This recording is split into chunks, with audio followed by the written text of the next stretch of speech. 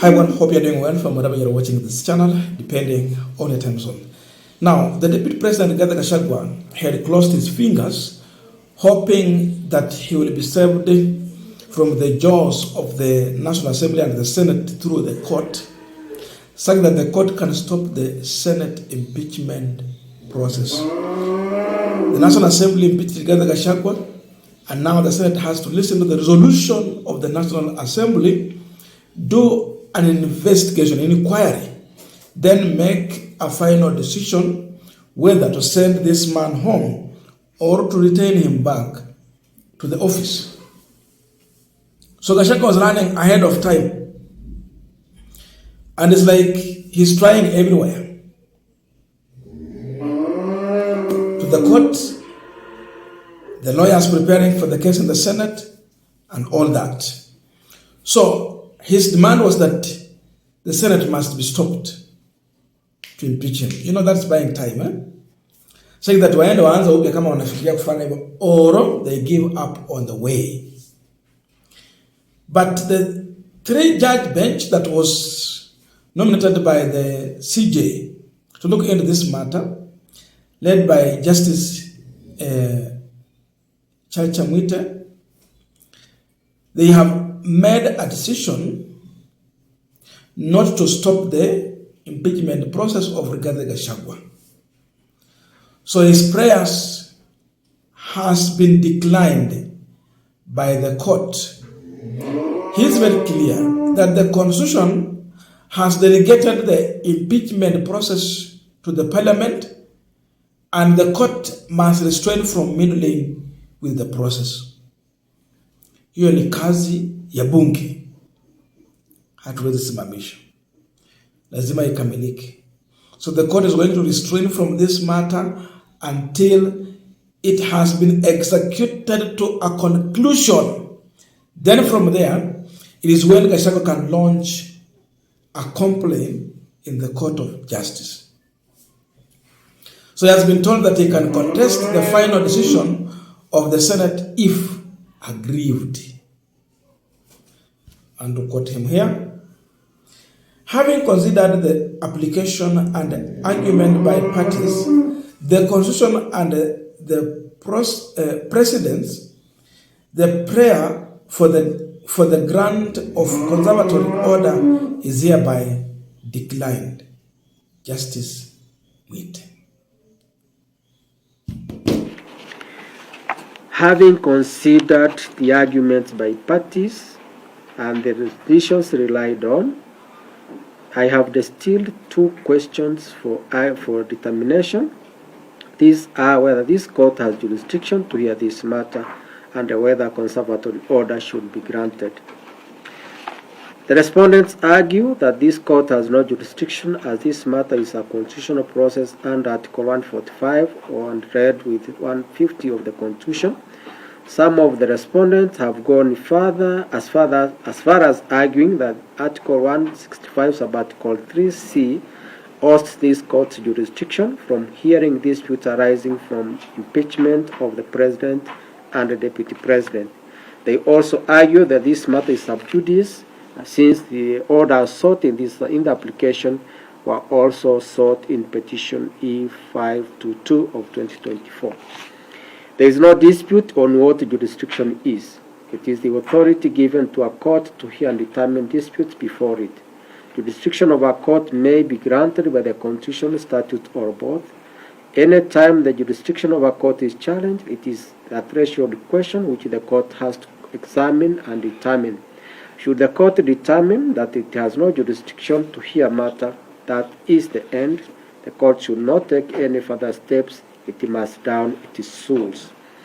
Those are the famous words of Nyarangi in honors of motor vessel. Addressing the issue of jurisdiction in Samuel Kamau Macharia, the Supreme Court did state the jurisdiction of a court flows from either the Constitution or legislation or both. Thus, a court of law can only exercise jurisdiction conferred by the Constitution or the written law. It cannot arrogate to itself jurisdiction exceeding that which is conferred on it by law. The same point was taken by the same court in interim matter of the Independent Electoral and Boundaries Commission. I don't have to read that. Jurisdiction of this court is provided for under Article 165, Sub-Article 3 of the Constitution. This court has jurisdiction to, among others, B, determine the question whether a right or a fundamental freedom in the Bill of Rights has been denied, violated, infringed, or threatened. And D, to hear any question respecting the interpretation of the Constitution, including the determination of the question whether anything said to be done under the authority of the Constitution or of any law is inconsistent with or into contravention of the Constitution. Further, Article 23(1) provides that the High Court has jurisdiction in accordance with Article 165 to hear and determine applications for redress of a denial, violation, or infringement of or a threat to a right or fundamental freedom in the Bill of Rights. Article 165(3), as read with Article 23(1), authorizes this court to decide all matters other than those reserved for other courts, such as the Supreme Court, Employment and Labor Relations Court, and Environment and Land Court.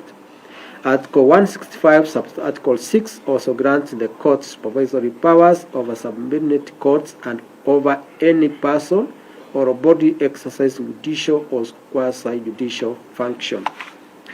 The Constitution further grants the court jurisdiction to determine the issue of interpretation of the Constitution and whether anything said to have been done under the authority of the Constitution is inconsistent with the Constitution. The constitutional authorization given to the High Court is expansive. Whether this court has jurisdiction to hear and determine this petition must therefore be viewed through the prism of Article 165, Sub-Article 3B and D, and at Sub-Article 6 as read with Article 23(1) of the Constitution. This petition alleges what the petitioner perceives to be violations of his right to fair hearing, a right in the Bill of Rights. Whether the right to a fair hearing has been violated is a matter within the jurisdiction of this court. I must add that the right to a fair hearing is guaranteed by Article 155 is one of the non-derogable rights in Article 25C. In Evans Gidero and others, the Supreme Court did consider the matter and stated in reference to Article 50, Sub-Article 1, that the right to a hearing for all persons under Article 50, Sub-Article 2, which accords all persons the right to a fair hearing, that are used interchangeably, sometimes to define the same concept and other times to connote a minor difference, thus fall under the list in Article 25C, which lists the right to a fair trial as a non-derogable fundamental right and a freedom that may not be limited. Now, as we conclude this discussion, just a quick request for those who are watching, and you have not yet subscribed, please consider subscribing. To our returning subscribers, I must say thank you so much. And again, to all our viewers, please give this video a thumbs up. Thank you so much, and back to this discussion. Now, I don't know why the legal team for Gachagwa is busy misadvising him. Why are they wasting time on issues that they know they cannot win? You know, right now, if there is any perception they have planted in the masses, is that Gachagua has failed in court. So the Senate is right to impeach him. Because that's what people are going to believe, that ameenda kotini, amekatazwa arudi afanyiwe impeachment. So koti imekataa maneno yake. The National Assembly was right. Look at that. This alone has qualified exactly what the National Assembly had done to Gachagua. That they were right. It is within the Constitution. It is their mandate. So if Gachagua was tapping to the issue of sympathy. It is no longer the way it was from the beginning. Because now look at the ruling today. Utaona headlines zinasema Gachagwa asulubishwa. Gachagwa has been sent to the Senate to be slaughtered. Vitu kama hizo. That Gachagwa was wrong, the National Assembly was right. The Senate too is right. Though yes, they're right, but the perception has been that this man is being persecuted and crucified. Now, we all run to the court when we feel grieved for a final solution. Court inamwambia, we enda maliza process yote. Ukiona kuna shida, bas, you come back. If Gachagwa was wise, he should have resigned and fight through the courts. I'm saying so because I know William Samoei Ruto, the President of the Republic of Kenya, is so much determined to have Gachagwa to go. Go and check on Ruto, whether he's right or wrong. It is always very hard for him to lose a battle. That is the history behind William Ruto. We should say the truth. Ikue ako right or wrong, it's not easy for him to lose a battle. When he stands, he fights to the end. Gachagwa should have known this. Tomorrow, asipo resign leo, na hata amepeleka makaratasi na maanisha resign, Gachagwa will be slaughtered in 2 days' time and sent into a political oblivion. He may never resurrect. Kwanza advisors wake wangemwambia resign, fight from outside. Now, he would have been arguing this case from the court when he is an outsider. Buy time and be on ballot in the next election. Challenge William Ruto today and tomorrow. He will have no such a chance. Once the impeachment has started, basi itakamilika. And this man, looking at things, he will be sent into a political oblivion.